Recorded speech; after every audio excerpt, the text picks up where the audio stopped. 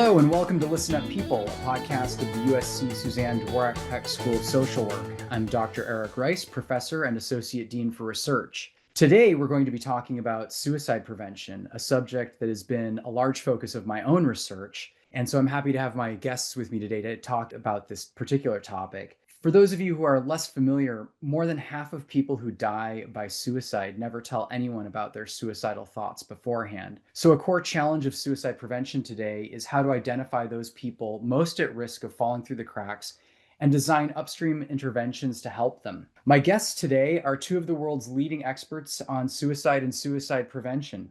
They're both listed on Stanford Elsevier's list of the top 2% most influential scientists in the world. So I'd like to welcome back to the show both Dr. John Blosnich, who's an associate professor and the director of the Center for LGBT Health Equity at the school. And with him is Dr. Carl Castro, professor and director of military and veterans programs, director of the Center for Innovation and Research on Veterans and Military Families, and director of the RAND USC Epstein Family Foundation Center for Veterans Policy Research. Welcome back, guys. Yeah, happy to be here. I'm happy to have you both here today as well, for sure. Like I said at the top, I'm excited to talk about this topic because it's something that's very near and dear to my own set of interests. And I've had conversations with both of you over the years about this, but for the benefit of our audience, maybe we can start with the question that I've been leading off these shows, which is really what brought you to do this kind of work. So maybe I'll turn first to Carl. Carl, how did you get interested in doing work specifically around suicide and suicide prevention? You know, Eric, as you know, I served in the military for over 30 years. And when I first joined the military, suicide rates in the military were among the lowest in the world, not just in the United States. They were extremely low. You know, for example, in the mid 1980s, suicide rates were about 8 per 100,000 for active duty personnel. So to put that in context, they're now in excess of 20 per 100,000. And so the military thought they had sort of solved the suicide problem. And in fact, I was actually in the room where the decision was made to end all suicide, military-related suicide research. Wow. But then all of a sudden, when the wars in Iraq and Afghanistan started, we started seeing this increase in suicide rates. So it was moving up into 12 per 100,000, 14 per 100,000, 15 per 100,000. Given, you know, how many people don't like change, we spent another 5 or 6 years debating whether or not that increase was a real increase or whether or not it represented normal fluctuation in suicide rates. And then all of a sudden, I got put in charge of funding suicide research. Then I really immersed myself, right? And then you realize that we had to kind of relearn all of the things that we had forgotten.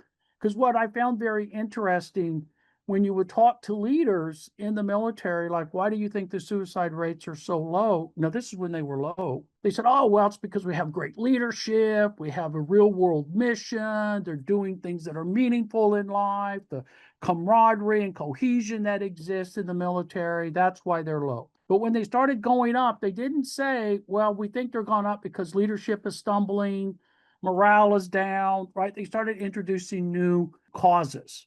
And then you quickly realize that nobody knows really there's no single cause for suicide. So that then sort of, okay, let's step back and start over. So that was kind of a long-winded way of saying how I got involved in military and veteran suicide, but it sort of started from the beginning when we thought we had solved the problem and then realized that we hadn't. Wow. John, I know you've also worked with veterans, but that's not always the main focus of your work. How did you get interested in suicide prevention work? Well, it actually started with veterans. So my background in public health, I was always interested in violence prevention, and I was studying more interpersonal violence. But then I had a mentor, Rob Bossart, sociologist trained and worked in suicide prevention, and he was like, "You got to come over to this side of violence. You got to come over to this side of violence. This is a tough problem." And so he recruited me for a postdoc, and I went to the University of Rochester to work specifically in a suicide prevention program, and they put me half-time at the University of Rochester and half-time with the Center of Excellence for Suicide Prevention.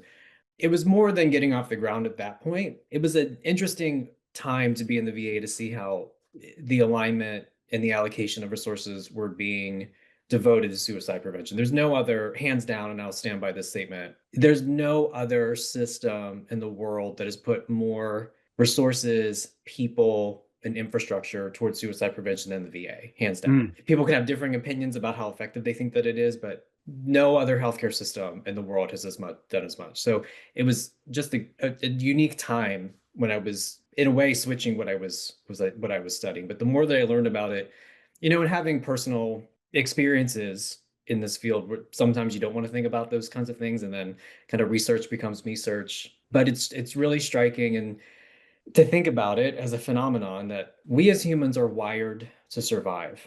Right. And somehow we are the only species that, for some people, they override that wiring. Something happens, and that is unusual, and we don't fully understand it. And so part of it was, my pull into this is how do we prevent this, of course, not just from the individual who's feeling distress, who's feeling hopelessness, but also thinking about the people who are going to be left if or when they die. From a public health professional standpoint, that is almost the bigger footprint that we are left to deal with. And my opinion is we don't deal with it well at all, of what happens after someone dies from suicide, let alone how much we try to do to prevent an individual from dying from suicide. So when I tell them what I do, they're like, oh my gosh, it must be so sad. And it is. It can be, but I'll keep doing it until the doors fall off, and they haven't yet. So here I am. Yeah, no, that's great. I mean, I know the two of you are so dedicated to this, and it is a challenging topic for people to talk about. I know I've shared this with you guys in the past. I mean, in my own life, my father died by suicide, and I,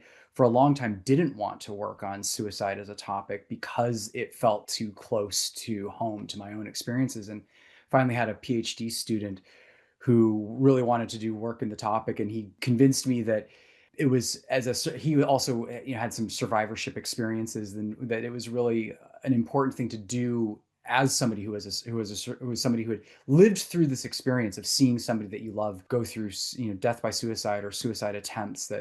And so yeah, it's as you like to say, John, not to dim a bright room, but it is sometimes it's a heavy topic, but it's a really important one. And as Carl said, that when the rates go up and up and up and up, we have to do something about it. So Carl, when you said you wanted to sort of restart thinking how we even conceptualize the problem, I think a lot of people who are listening to this might be very interested in what is a very unique set of insights that you bring to this about what some of the root causes of suicidal thinking for some people who are in the military or veterans are around a concept you call moral injury. Can you share more about that with us, please? I'd be happy to. And I just want to say that this linkage to association of suicide and moral injury isn't something that I discovered. Many, many other folks had made this connection. In fact, this connection was made for the first time probably 15 years ago. But, in science terms, that's pretty new,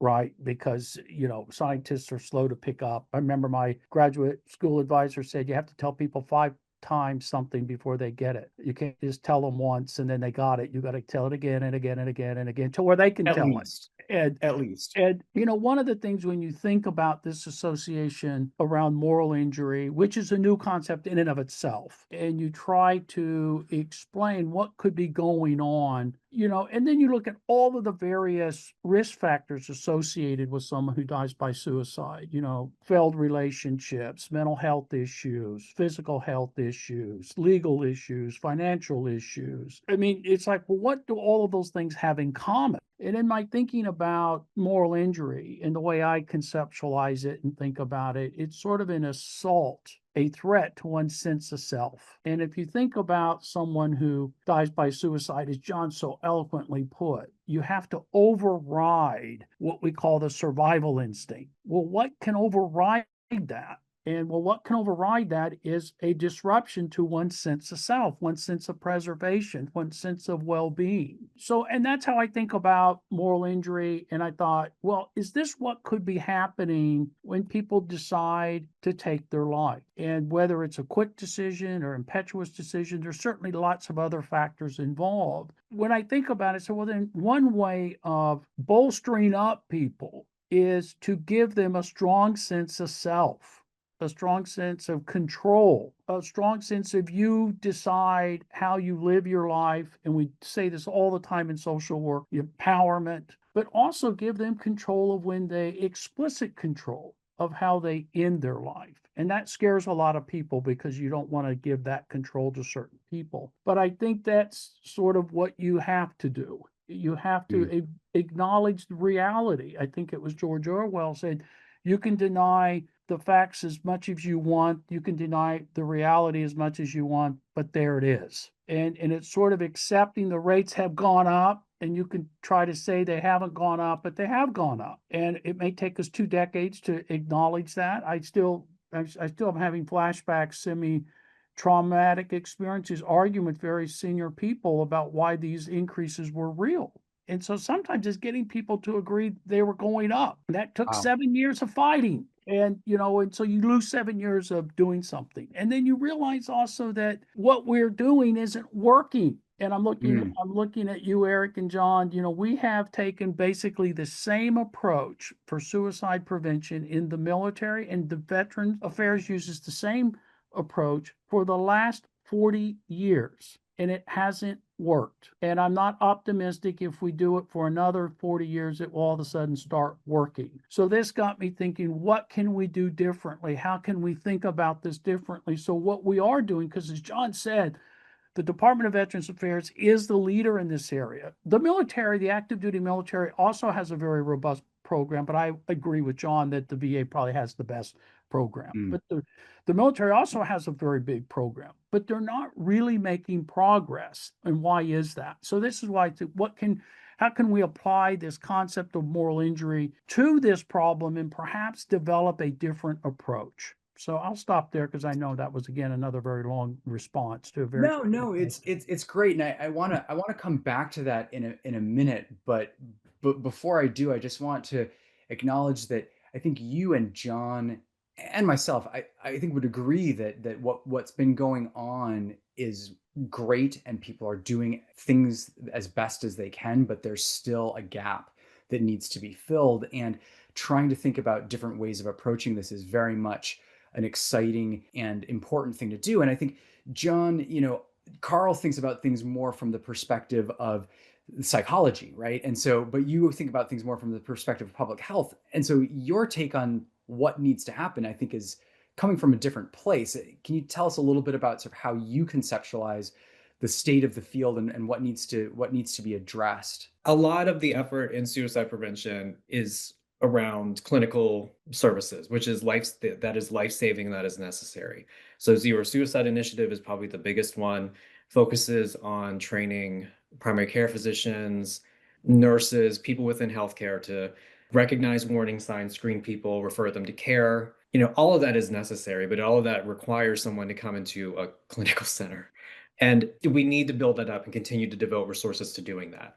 But my perspective is people have to survive to get there. And that's what I kind of turned my attention to and why coming to social work felt like, from public health and social work, felt like a really fortuitous, open door. Meeting people where they are, which is a core tenet of social work, and being able to find people in distress wherever they are. So really, like the tagline for the project we've been working on is going out and finding disruption. So Carl had alluded to some of those sorts of social disruptions that often precipitate suicidal crisis. A spouse files for divorce, someone loses their job, you get an eviction notice. A lot of these things can pile up for people that then, they begin to feel these sorts of things that we know raise their risk: entrapment, humiliation, sense of defeat, hopelessness, all of these things that begin to erode their sense of options, their sense of self. And so the thing I started thinking about was, so when this happens to people, where do they go? Ideally, we would want them to get to these clinical centers for mental health treatment, counseling. But if you're going through a divorce, if you're going through an eviction, the person you might be interacting with the most is probably an attorney, maybe even a bank or a loan officer. And so that's what led into this thinking about a concept of industries of disruption. So, I want to acknowledge something that Carl said too. This is not necessarily a new discovery. It's just a different way of packaging this. Suicide research has been well aware that community partners are integral into spreading prevention, and that non-clinical sectors have been on the radar, but not necessarily, in my opinion, operationalized, not activated. It's been well, we know these things exist, so these could probably be really important places to target. So we started talking to people. We interviewed and surveyed family law attorneys, bankruptcy attorneys, housing counselors, employment counselors, and even the self-storage industry, because they all comprise what we thought of was industries of disruption. And we've thought of industries of disruption as three core components. One is that the folks who work in these jobs, their daily grind, their 9 to 5,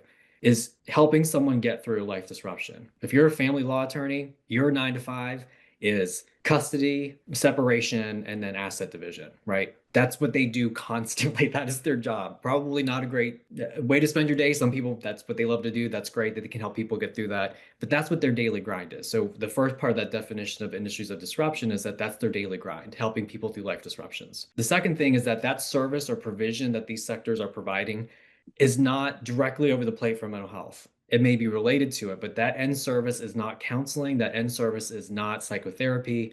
I'm an attorney. I'm here to get you a divorce. I'm here to get you your half or get you whatever, but that's what my job is, which kind of leads to that third piece of our definition, which is they have little to no training in mental health or suicide prevention. But here, the nature of their job every day is that they are frequently and very closely in contact with people navigating a really personal, sometimes devastating thing that happens in their life. And so we talked to them. How frequently does this come up?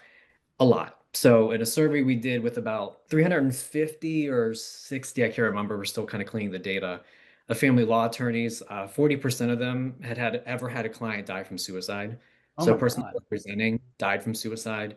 Wow. This number went up when you asked them about what a phenomenon in their profession called across the table. So a divorce is a two people are at least coming to that party. And so while their client may be okay, it's the person across the table. So that exposure to suicide goes up even higher to about 50% at that point, half of them, because the person across the table, that person died from suicide. And that's just one example. So that was our perspective of listening, really dusting off this idea and approaching it in a truly intentional way of, we want to hear what they have to tell us. And they have some harrowing things to tell us. But my job is, what does this help button look like for you? I'm not here to make you into a counselor or a therapist. They don't want to be turned into that. Many of them feel like they're forced into that role. What will it take to get them to lean in when they hear a client or a customer is in distress? And what does that help button look like? That's kind of what I'm envisioning my job to be. I don't know what it's like to be an attorney. I don't know what it's like to be a housing counselor. I'm just here to help. So what would that help button look like? That's what our project is mainly about. And I think it's been really eye-opening for me in our conversations when you've been talking about these spaces like family law or self-service industry, self-storage industry, which, these are probably not places where most of us think about that you could develop these sorts of prevention programs. Carl, I want to come back to you again and ask about, as you were developing your thoughts around moral injury and trying to think about suicide prevention for veterans and folks in the active duty military, about this change.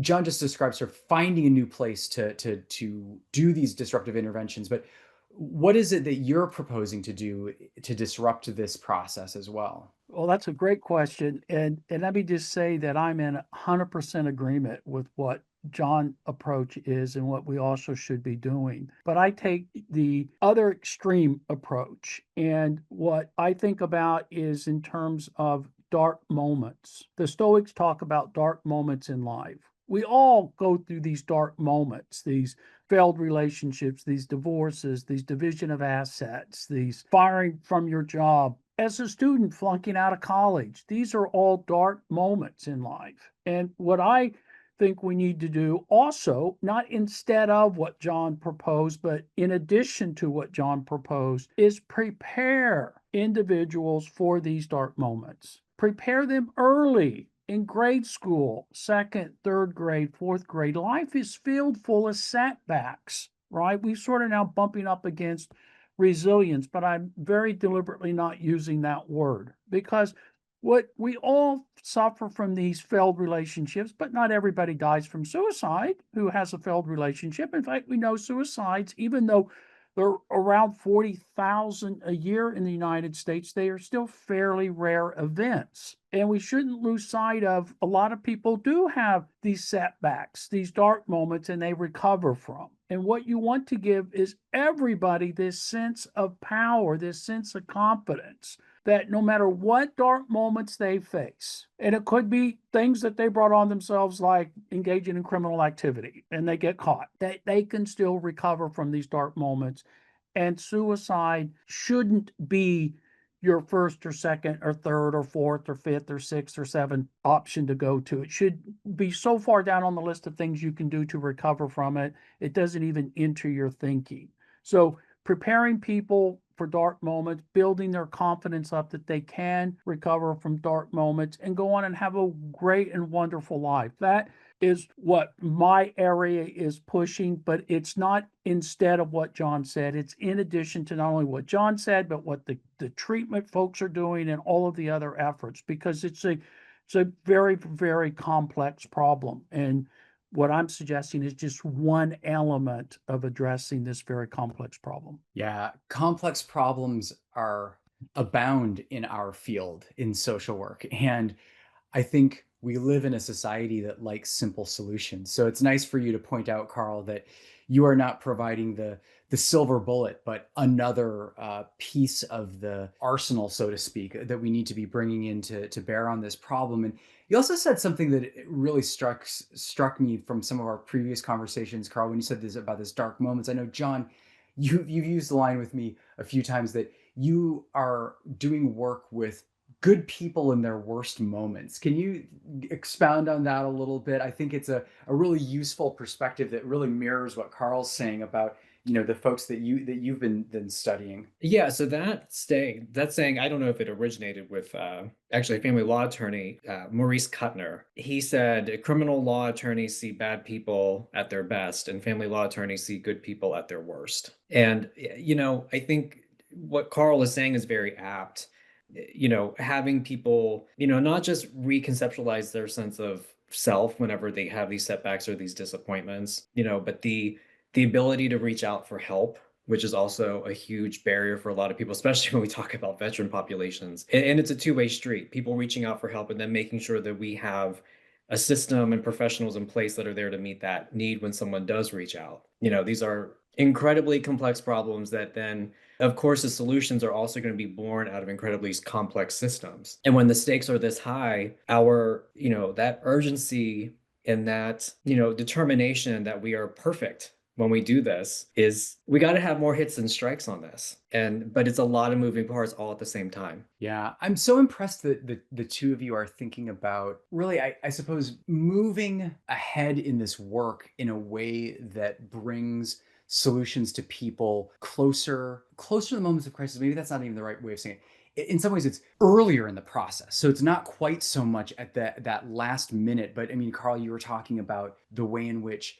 you're trying to give people new ways of thinking about dealing with the adversities that they deal with in life. And I know, John, you're really trying to reach out to people when they're in these moments of crisis, but before they reach that breaking point at which we may not be able to help folks as well. And Eric, the point that John is making is so spot on. One of the things that how we handle dark moments is knowing when to reach out to folks, Right. when to get help. If you can't solve a problem yourself, what are your resources? Who can you go to? Who can you contact to get help?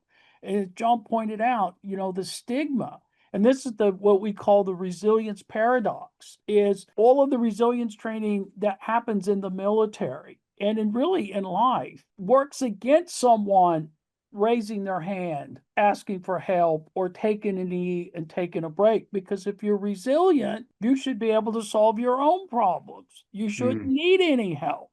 So if you get stuck in that phase of resilience and not understanding that at some point we all will feel overwhelmed where we need help from others. I always attribute, people say, well, how did you become a professor at USC? With a lot of help from a lot of other people, right? I'm not one of these people who say I did it all by myself, nobody helped me, because I know that's not true. And that's true in life. When I was in the military, people helping me be successful. I have teams of people who although I may get the credit, it's totally unfair because I had so many people helping me and encouraging me and supporting me. And yes, we can point to success, but really what you want is like when things go really bad, who can you call? And you see a lot of Mhm. these elements in suicide prevention efforts with the hope box and who would you call in a crisis. So people are building on this concept of trying to reach out and stay connected. And Eric, I know that's your work, social connections and the importance of those connections to staying healthy because we are social critters. In addition to a critter who will take their own life, we're also people who like to be around people. And I don't necessarily mean somebody has to be around you all the time. Some people need that, and that's okay. Others, on occasion, I like to be around people. So, and I that's was I was I was laughing, Carl, because I was thinking like, well, we like to be around other people, but as academics, there's some part of us that likes to also sit by ourselves in a room and write papers that an imaginary audience might read. We're sort of oddballs in that respect, but it's true. We are all fundamentally social animals, and fundamentally we have survived, as a species because we've learned how to rely on our communities. And John, your thoughts about bringing that reminder of those communities and those connections to people in their dark moments when they don't need it, I think is a beautiful way of tying some of those thoughts in. And I don't want to just abruptly end a conversation that personally I know the three of us could keep having for a couple of hours. I want to give you each an opportunity to talk about something in your own research or your own perception about suicide and suicide prevention work that you feel, our listeners who may be, less familiar with this area of work should know about. So I'll give you a second to think that through, but maybe Carl, I'll turn to you first and then end with John. John, Carl, is there something that you would like our audience to know about the work that you do or about suicide prevention work in general that you think would be helpful for them to know as we close out our conversation today? I will just say this, there's no easy answer to this problem. If there was an easy answer, we would have found it already and it wouldn't be a problem. When we find the answer, we'll say it's an easy answer. But until we find the answer, this is not an easy problem. No country in the world has solved this problem. I've traveled all over the world looking to see what other people do. No one has solved this problem. Now, some countries may not have a bigger problem, but there's no solutions that are easy to address this issue. So I don't want anyone thinking, oh, all you have to do is give me an app and then I'm good to go. All right. And I know folks have tried that. It could be part of the solution. So I would just encourage people, don't think there's a quick fix. It's Mhm. difficult, complex problem, but we want all ideas because these ideas can contribute to a collective solution. Well put, Carl. Well put. John, what would you like to say to our listeners as a parting thoughts? Sometimes I start to think about what the challenge to this would be in thinking about the many different solutions that there could be. And the thing that we arrive at, that I arrive at, seems both simultaneously simple, but also maybe the most difficult. And it's kind of like where we are as a society is that connection piece. We're allegedly more connected than ever because we have a phone in our hand all the time. We're constantly allegedly connected to everyone else's lives via Instagram or wherever, but the rates of people reporting loneliness are so high. And I don't fully understand what's going on there, right? And to engage with people and connect with people, it's not an easy thing, as Carl was saying. It's not an easy thing. And it's not only about the person, it's about yourself. In suicide prevention gatekeeper training, it's about training people to ask the question, are you thinking about ending your life? Are you thinking about killing yourself? But being ready and prepared if someone says yes. And that's about you and how you can feel that you respond to that. You can stay there for that person. You're confident in your ability to hear them and stay with them and sit with them in that. So I think that's another component to this world of suicide prevention research that I don't often think about, and I have to remind myself because we're always focused on the person who's in distress, the person who's in distress. And my own work is trying to get people around the person to engage, but that necessarily requires self-reflection of are you going through that thought experiment and making sure that you have that in you to do that. And I don't know how we get more people to come to this, to just, humans being bros and just, being there for one another. It seems like an ever deeper ask for people in an ever busier world. But I hope we can find some way. Beautifully put. And I think maybe I want to also say that there are resources for those folks who are, perhaps experiencing, suicidal thoughts, or who have a loved one who is, and in particularly the 988 helpline is a place that people can go. I think it's always important for us to acknowledge that people listening to a podcast like this may themselves be experiencing some suicidal distress or know somebody who is. And so that 988 hotline is the most available resource that we can offer that's memorable, I think, in the context of a podcast. And I really just want to thank both of you for the amazing work that you do, the dedication that you have to the communities that you serve, and what delightful colleagues you are to talk about such an important topic that is so hard to talk about, but to talk about it with both compassion and humor and all of that. It's really lovely. So I want to thank our listeners for tuning in today. And if you want to learn more about Upstream suicide prevention, as well as the other research that's happening at the USC Suzanne Dworak-Peck School of Social Work, you can visit our school's website at dworak-peck.usc.edu. If you have questions for our guests on the show, or you want to support our transformative research and programs, please email us at listen.up.people@usc.edu. And let me just say one more time to both Carl and John, thank you both so much for showing up and having this wonderful conversation. And I hope we'll have more like it in the future. My pleasure. Yep, same here.